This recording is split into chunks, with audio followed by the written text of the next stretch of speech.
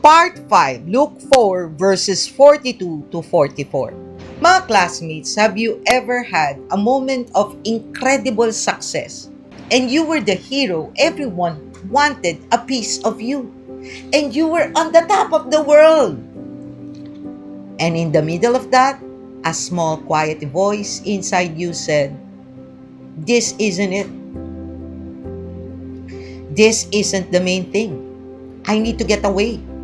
What if the greatest challenge in your life isn't failure, but success? What if the most dangerous thing for your mission isn't rejection, but applause? Tonight, mga classmates, we're looking at a pivotal moment in the ministry of Jesus. He's just had the most incredible day in Capernaum. He healed everyone. The whole town was buzzing. They were ready to make him king. And what does he do? The very next morning, mga classmates, he leaves. He walks away from the crowd to be alone with his Father. This is the story about what to do when the world is screaming for your attention.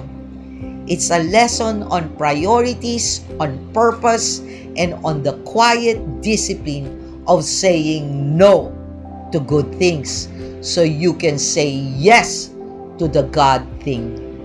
If you've ever felt overwhelmed by the demands of life, or if you need to rediscover the one thing that matters most, this message is your anchor. But before we get started, mga classmates, let's do the usual general housekeeping that I normally say before we start.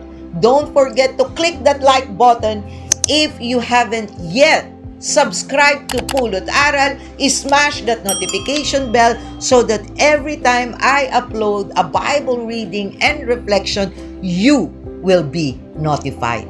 Contents like this, mga classmates, are not promoted by any social media algorithm. We are now in times when topics about God, more so like this, Bible expository, and not interviews of popular people or testimonies with a popular host, and definitely not me, are not that popular anymore. And in fact, on certain places or occasion on topics like this are restricted. So share Pulot Aral videos, mga classmates, as well. If you find that they help you read the Bible and develop a more intimate relationship with our Lord, be a part of our Bible reading sharers. In addition, if you haven't seen any or some of the Bible reading and reflections of the Gospel of Matthew or Mark, check out its playlist. Click the link above, or check the description below. Mga classmates, the reason I'm always insistent on spreading God's Word is because now more than ever, we need to get to know our Lord and hear His invitation of salvation. Moreover, before we end tonight, I'll ask you one simple but personal question. So stay until the end and feel free to share your thoughts and answer in the comment section below. For the question I will ask before the end of this video in relation to the Bible study we are going to do today with our current life. Mga classmates, this is Doc Jean. Welcome to Pulot Aral. Let's dive in.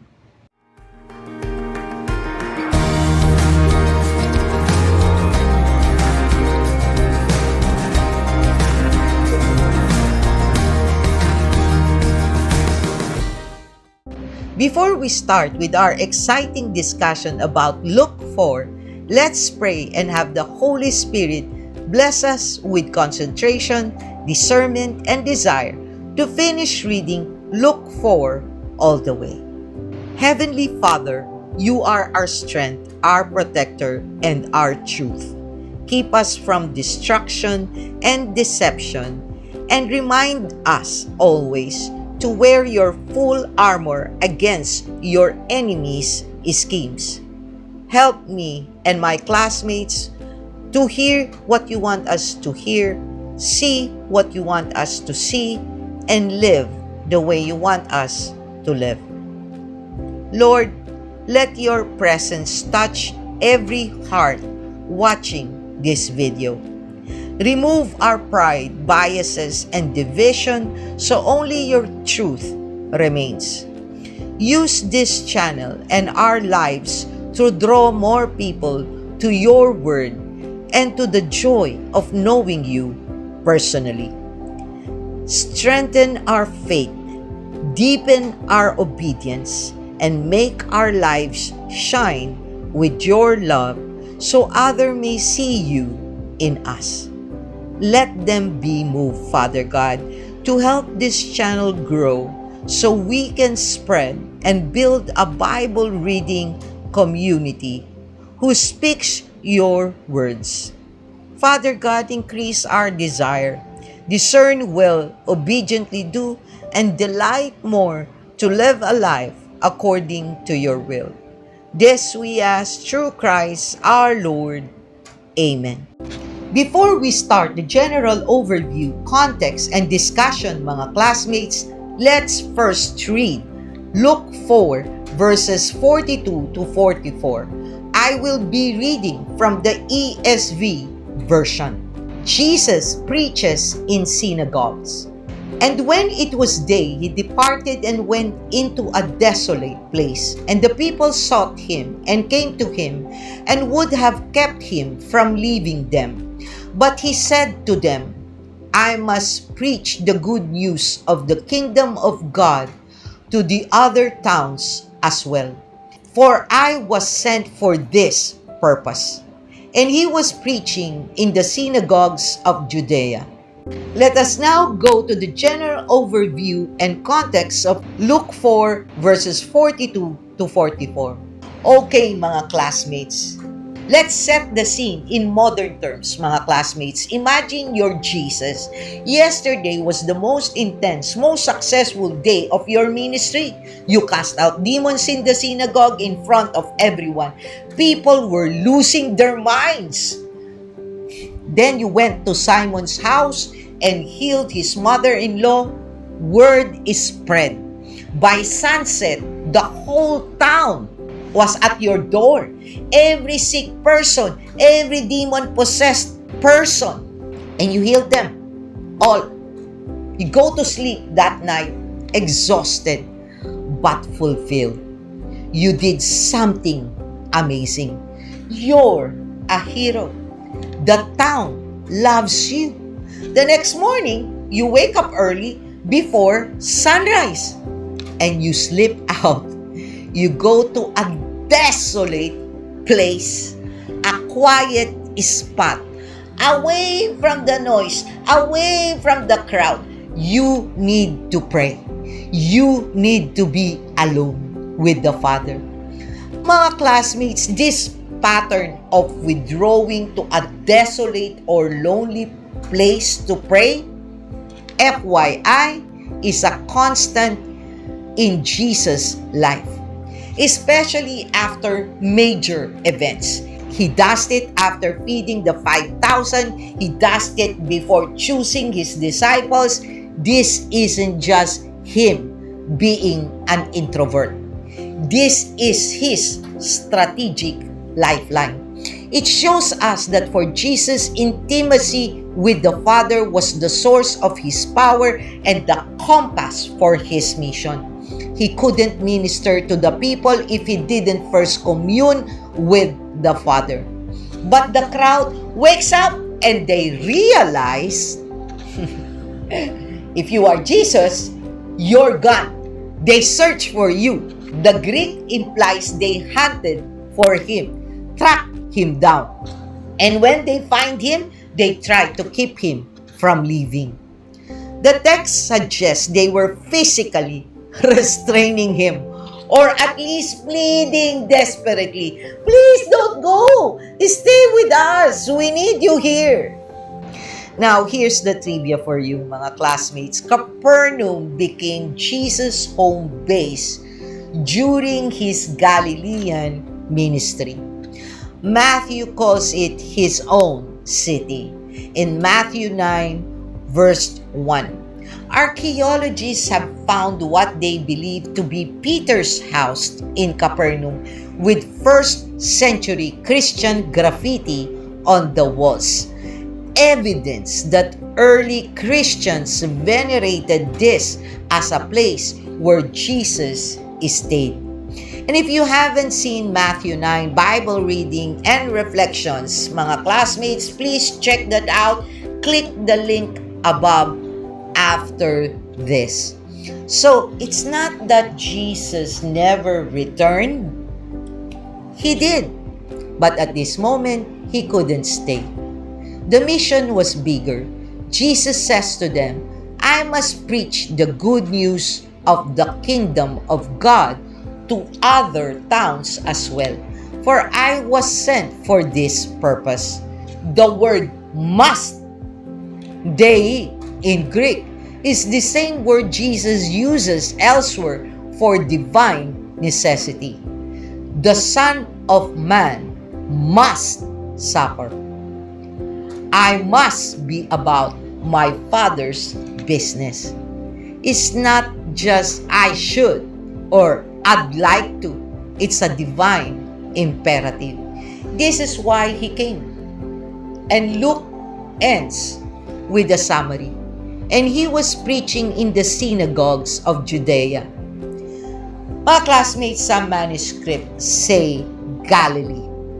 Jesus' mission is to proclaim the kingdom, not just in one place, but everywhere, not just in one crowd, but to all. Okay? Mga classmates, let's now go to the Bible discussion and reflection for Luke 4, verses 42 to 44. So what do we learn from a morning departure and a crowd left behind, mga classmates? First, don't let success anchor you. Capernaum was a thriving ministry. The crowds, the healings, the deliverances, everything was working. But Jesus didn't let success anchor him. He kept moving toward his ultimate purpose. Mga classmates, this is precisely why so many successful people like I once was can struggle to hear or see the real essence of surrendering to God.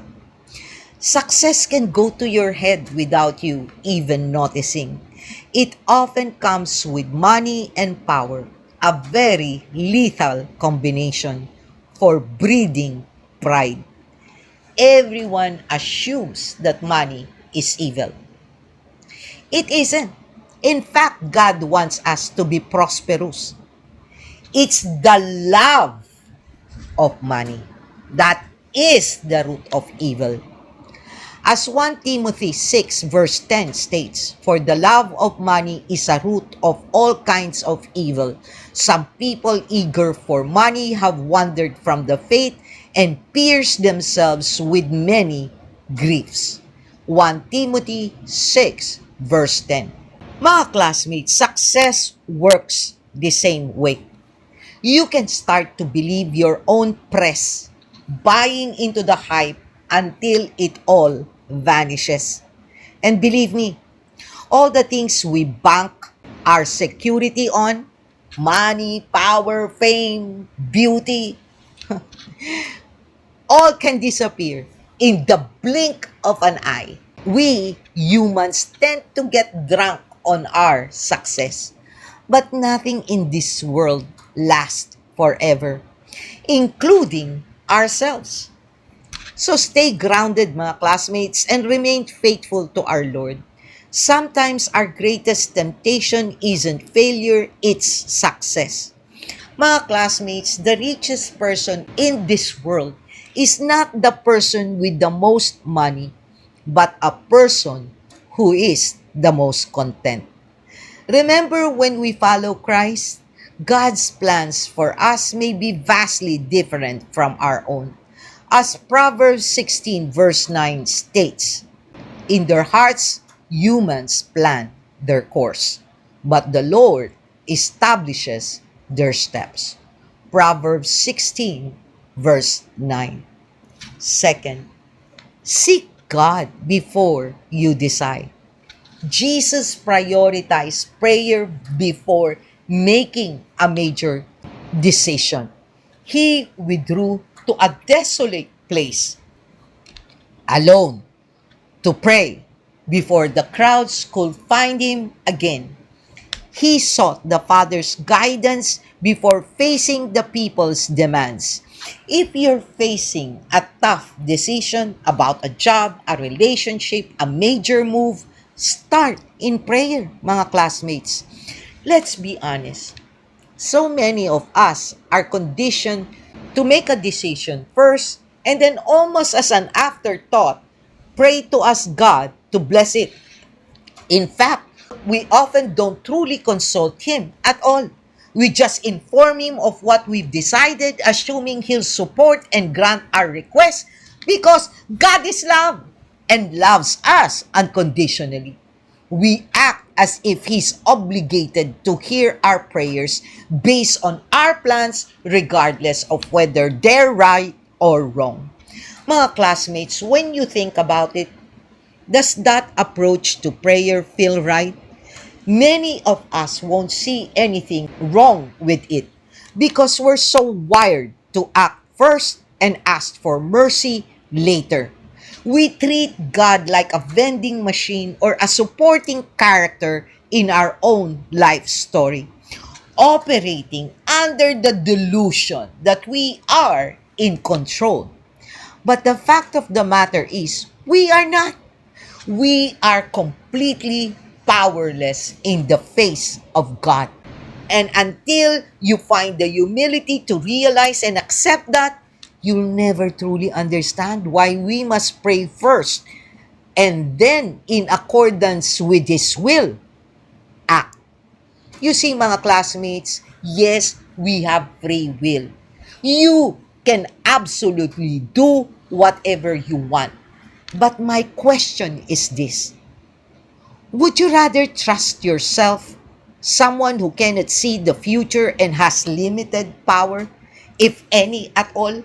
Or would you trust someone like God who loves you, happens to be omniscient, all-knowing, and is omnipotent, all-powerful?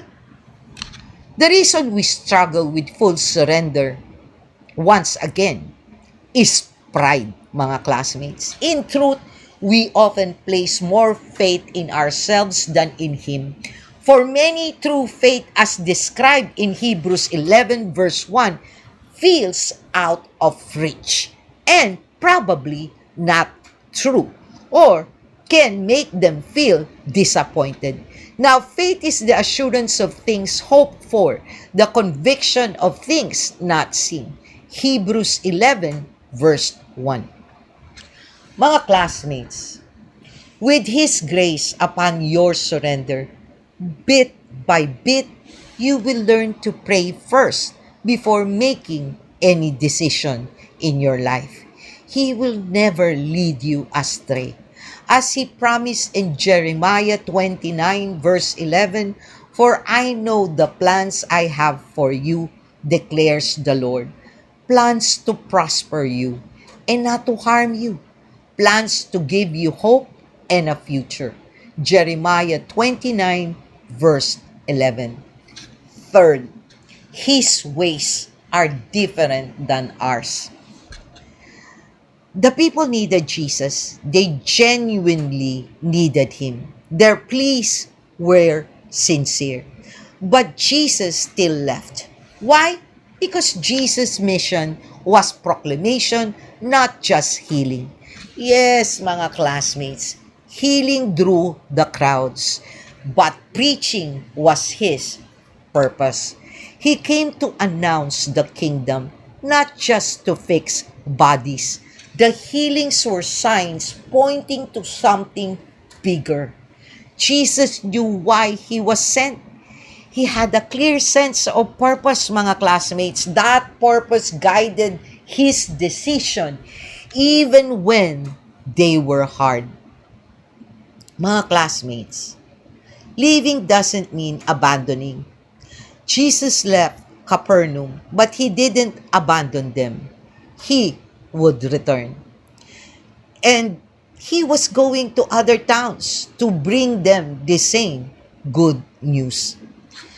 Sometimes, mga classmates, the most loving thing you can do is not give people what they want.